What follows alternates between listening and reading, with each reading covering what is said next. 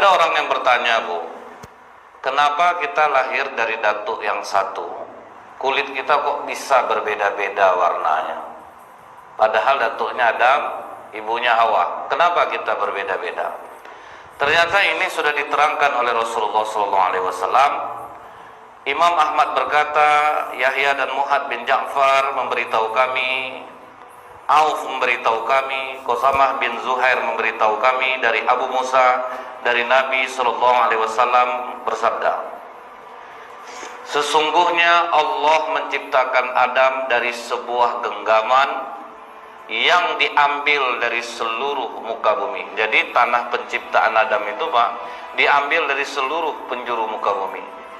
Kemudian kalian datang, kata Rasulullah, berdasarkan kadar tanahnya. Ada yang berwarna merah, ada yang putih, ada yang hitam, atau kombinasi di antara itu. Ada yang buruk, ada yang baik, ada yang mudah, ada yang sedih, dan ada di antara itu semua. Jadi hadis ini cukup menerangkan bahwa kita ini datang sesuai dengan kadar tanahnya, itulah sesuai warna kulitnya, Pak. Itu hadis yang pertama. Hadis yang kedua, ini hadis riwayat As-Sa'di menyebutkan dari Abu Malik, dari Abu Saleh, dari Ibnu Abbas. Allah memerintahkan malaikat Jibril, wahai Jibril, turunlah engkau ke bumi, ambil tanah dari seluruh muka bumi ini untuk aku jadikan bahan penciptaan manusia. Malaikat Jibril turun, Pak. Waktu malaikat Jibril mau ngambil tanah, bumi protes. Apa kata bumi? Wahai Jibril, mengapa engkau akan mengurangi aku? Mengapa engkau sakiti aku? Kata Jibril, aku diperintah Allah untuk mengambilmu. Tidak bisa, Jibril. Aku berlindung kepada Allah dari engkau menyakiti aku. Karena bumi berlindung kepada Allah, maka malaikat Jibril pun nyerah. Ya sudah, kalau kau berlindung kepada Allah, aku pun tidak mau mengambilmu. Gagal malaikat Jibril mengambil bahan penciptaan Nabi Adam alaihissalam. Diutus lagi oleh Allah malaikat Mikail. Nah, jadi Allah, Bu, tidak pemarah, Pak. Kalau memang nggak berhasil, karena bumi pun berlindung kepada Allah, Allah tidak marah kepada malaikat Jibril. Jadi ini juga bisa ditiru oleh para pimpinan. Tidak selamanya harus memarahi bawahan jika tidak bisa melakukan pekerjaan yang dia perintahkan atau tidak sesuai hasilnya. Diutus malaikat Mikail. Begitu malaikat Mikail mau mengambil tanah di bumi ini, bumi kembali protes. Tadi Jibril yang kemari, sekarang kau pula lagi Mikail. Jangan kau kurangi aku, jangan kau sakiti aku. Aku berlindung kepada Allah Mikail dari engkau menyakiti aku. Karena bumi berlindung kepada Allah, malaikat Mikail, ya udahlah, kalau memang tidak dapat, tidaklah. Akhirnya malaikat Mikail pun pulang kepada Allah tanpa membawa tanah untuk penciptaan manusia. Kemudian yang ketiga, Allah menyuruh malaikat maut, Israel, ambil tanah di bumi. Malaikat Israel mengambil tanah. Capek bumi menjerit, Pak, tidak peduli dia ambilnya semua. Mengapa kau ingin menyakiti aku, Israel? Mengapa kau ingin mengambil aku? Aku berlindung kepada Allah dari engkau menyakiti aku.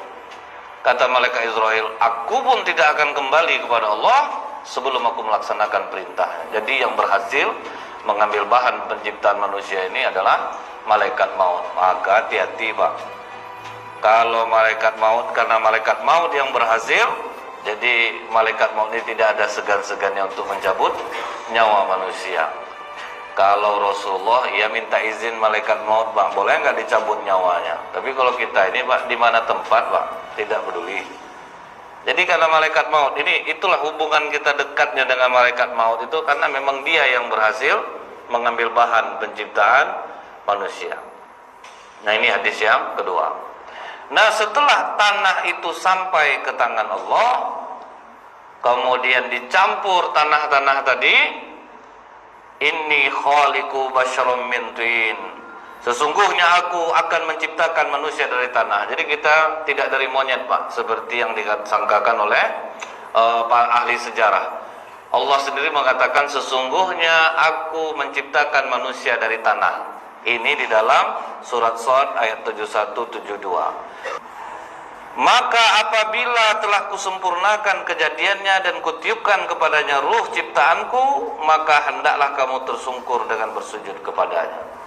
Jadi dikasih tahu Allah, loh ini nanti kalau jadi, kalau aku tiupkan ruh ke dalamnya, aku perintahkan sujud, kalian sujud.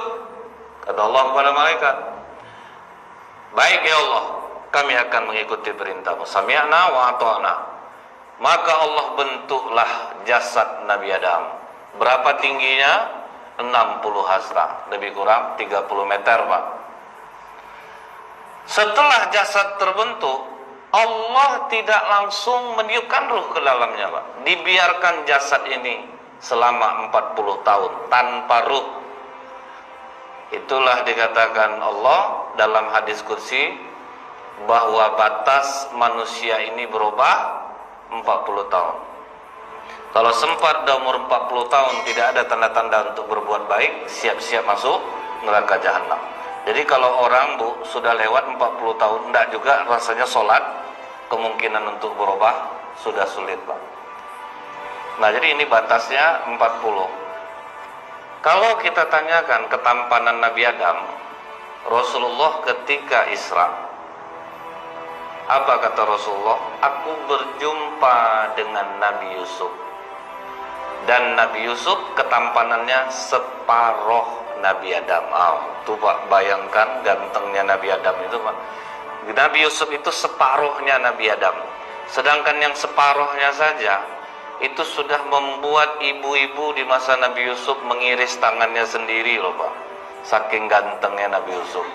Untung waktu zaman Nabi Adam tuh perempuan hanya Hawa, Pak. Kalau sempat nah mungkin tak motong kepala perempuan mungkin, Bu. Lihat ketampanan Nabi Adam. Udah tinggi 60 hasta, ganteng pula. Kalau kita nanti lanjut kajian ini ya, Bu ya, yang selevel cantiknya sama Hawa itu hanya Siti Sarah. Itu berapa jauhnya, Pak? Jadi udah istri Nabi Adam ini cantik, berapa generasi baru ketemu perempuan cantik lagi? Itulah waktu masa Nabi Ibrahim. Siti Sarah inilah istri yang juga kecantikannya hampir selevel dengan Siti Hawa. Masih dalam kitab ini juga, Pak. Nah, kita balik lagi nih, Pak. Selama 40 tahun jasad Nabi Adam itu berdiri, diam aja itu, Pak. Tidak ada, dimatang-matangkan, Pak, diangin-anginkan istilahnya, supaya makin kokoh. Malaikat berkata kepada iblis, Azazil.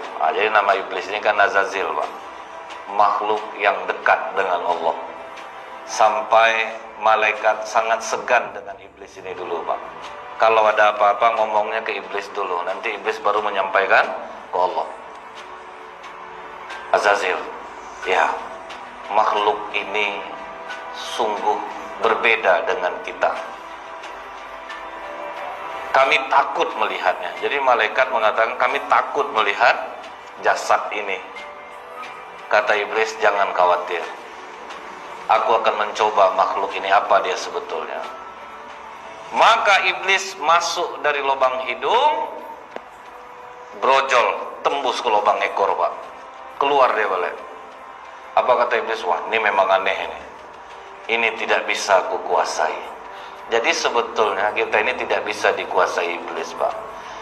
Nah, ketika kita berwudu, apa kata Rasulullah? Sempurnakan wudumu dengan beristinsya. Hirup air ke dalam hidung, keluarkan. Karena di situ dia bersarang, Pak. Iblis itu masuk dari hidung. Jadi setiap kali kita berwudu, dipesankan oleh Rasulullah, beristinsya lah. Hirup air, istinsar, keluarkan. Jadi, Bu, dia masuk dari hidung, tembus ke ekor. Jadi dia tidak bisa sebetulnya di badan kita nih, Pak. Dia tidak bisa bersarang. Cuman kadang kita yang bekerja sama dengan iblis ini, Pak. Sehingga dia betah dia di badan kita, anak-anak buahnya ramai-ramai di badan kita ini. Karena apa? Kita yang mengajak mereka untuk ke kita. Salah satunya menguap, tidak menutup, Pak. Padahal dari sampai Rasulullah, jika menguap usahakan sekuatnya untuk menutupnya, karena pada saat itu iblis bisa masuk. Kemudian Pak, dicoba oleh iblis memukul jasad Adam yang kosong ini. Dipukul. Khalaqal insana min salsalin kal fakhar. Allah menciptakan manusia dari tanah kering seperti tembikar. Tembikar, Bapak Ibu tahu keramik itu, Bu? Seperti itulah tubuh kita ini dipandang oleh iblis, Pak. Keras. Dia coba memukul, rupanya sekeras tembikar. Artinya kita ini sangat kokoh sebetulnya, Bu. Iblis tidak mampu sebenarnya sama kita ini, Pak. Nah, iblis tidak mampu untuk menguasai Adam. Dipukul, berdentang. Artinya apa? Adam waktu itu belum ada ruh, belum punya dosa. Jadi maksudnya Pak, kalau semakin minim dosa yang kita buat, maka semakin kecil kemungkinan iblis bisa menguasai kita. Tapi pintu-pintu iblis masuk ke dalam diri kita ini Pak, dalam hadis lain lagi disebutkan, ketika kapal Nabi Nuh selesai dibuat, semua sahabat sudah dimasukkan Nabi Nuh ke dalam kapal. Tiba-tiba Nabi Nuh terkejut melihat seorang orang tua, mulutnya seperti mulut sapi. Ini bukan sahabat aku nih, baru kali ini aku lihat manusia seperti ini, mulut seperti mulut sapi. Ditanya oleh Nuh, siapa kamu dan siapa yang menaikkan kamu ke atas kapal ini? Orang itu menjawab, aku naik ke kapal kamu ini Nuh, terpaksa, karena Allah yang memerintahkan aku. Tapi aku sambilan juga, aku ingin badan sahabatmu bersamamu, hati mereka bersamaku. Baru sadar Nabi Nuh, ternyata yang naik ini iblis, laknatullah alaih. Keluar kamu, turun. Oh tunggu dulu Nuh, aku kan juga diperintah Allah. Aku diperintahkan Allah untuk memberitahu bagaimana kami bisa melemahkan anak cucu Adam ini. Setaat apapun kalian beribadah Nuh, selama sifat ini ada dalam hati kalian, kalian tidak akan pernah mampu mengalahkan kami. Dia 5 Nuh, cuman maaf, aku hanya menyampaikan 3. Karena yang 2 itu senjata pamungkas aku Nuh. Jadi dia 5 kata iblis, cuman 3 yang cuman bisa disampaikan ya. Kalau yang 2 ini enggak. Ini rahasia kami betul Nuh. Turun malaikat Jibril Pak. Wahai Nuh, ajak nego. Kau tidak butuh yang 3 itu. Suruh dia yang 2 sampaikan, yang 3 simpan. Akhirnya Nabi Nuh nego Pak. Gini aja lah iblis. Bagaimana kalau 2 yang kau simpan itu ditukar sama yang 3? Yang 3 itu simpan, yang 2 sampaikan. Kan cukup banyak yang kau simpan jadinya. Oh baik, rupanya ada juga bodohnya iblis ini Pak. Padahal Nabi Nuh dapat bocoran dari malaikat Jibril. Baik Nuh, ini cukup adil. 3, kemudian aku memberikannya 2. Yang pertama Nuh, tidak akan pernah bisa anak cucu Adam mengalahkan aku setaat apapun mereka ibadah, kalau di hati mereka masih ada iri hati, hasad dengki kepada sesamanya. Apa kata Nabi Nuh? Kenapa kok gara-gara iri hati, hasad dengki kami tidak bisa mengalahkanmu? Nuh, ini dosa paling tua langit dan bumi Nuh. Aku diusir dari surga, kau tahu gara-gara apa Nuh? Aku iri kan sama Adam. Aku iri sama Adam, itulah dosa pertama Pak. Makanya aku terusir. Karena aku iri hati kepada Adam, aku diusir dari surga. Baik, kata Nuh. Kemudian apa yang kedua? Dijawab oleh iblis, rakus. Kenapa dengan rakus kami tidak bisa mengalahkanmu? Kau tahu enggak Nuh? Adam itu apa lagi yang kurang di surga? Semua ada. Aku bisikkan saja sedikit kerakusan. Makan buah kuldi. Gara-gara yang kecil ini kena dia. Nah ini bahayanya rakus itu Bu. Orang Pak kalau sudah kena ini, udah sebanyak itu hartanya, gara-gara yang sedikit malah masuk jadinya. Itu yang bahaya itu Pak. Karena ingin, akhirnya gara-gara yang sedikit malah kena jadinya. Itulah bahayanya kerakusan. Nah 2 inilah yang dikatakan dalam hadis ini, bagaimana cara iblis menghancurkan kita, iri hati, hasad dengki. Barulah Allah meniupkan ruh ke dalam tubuh Nabi Adam. Jadi dalam hadis ini Pak disebutkan Nabi Adam itu dimasukkan ruhnya melalui kepala. Jadi kepala duluan dimasukkan dari arah kepala. Setelah ditiupkan dari kepala, turun sampai ke mata sejajar telinga. Begitu ruh sampai di mata, Nabi Adam langsung melihat buah-buahan surga. Bukan main tertariknya Nabi Adam melihat buah-buahan surga itu. Susah dia, memang betul-betul terbelalak Nabi Adam melihat surga. Karena kita tahu Bu, apa kata Rasulullah? Serendah-rendahnya surga, semewah-mewah raja di dunia. Itulah fasilitas paling rendah besok. Anggaplah kita nih Pak dapat surga yang paling rendah aja, itu sudah semewah-mewah raja di dunia. Ada yang ngurut tangan, ngurut kaki, yang gitulah semewah raja di dunia Pak ya. Apa mau diambilin semua, difasilitasi, itu yang paling rendahnya. Apalagi Nabi Adam melihat dalam bentuk utuh seperti itu Pak, semua kenikmatan. Mata Nabi Adam tidak tahan. Terus ruh turun ke hidung. Begitu sampai di hidung, Nabi Adam pun bersin. Di saat bersin itulah kata Allah, wahai Adam, ucapkan alhamdulillahirabbil alamin. Jadi alhamdulillahirabbil alamin itu zikir tua Pak. Jadi zikir tua nomor 2 itu alhamdulillahirabbil alamin. Yang pertama apa? Ketika malaikat mengangkat aras Allah, keberatan malaikat mengangkat aras Allah. Kemudian kata Allah, ucapkanlah oleh kalian subhanallah. Maka malaikat sambil mengangkat aras mengucapkan subhanallah, subhanallah, hingga aras itu terasa ringan.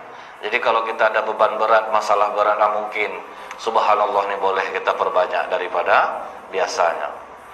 Zikir nomor 2 alhamdulillahirabbil alamin ketika Nabi Adam bersin.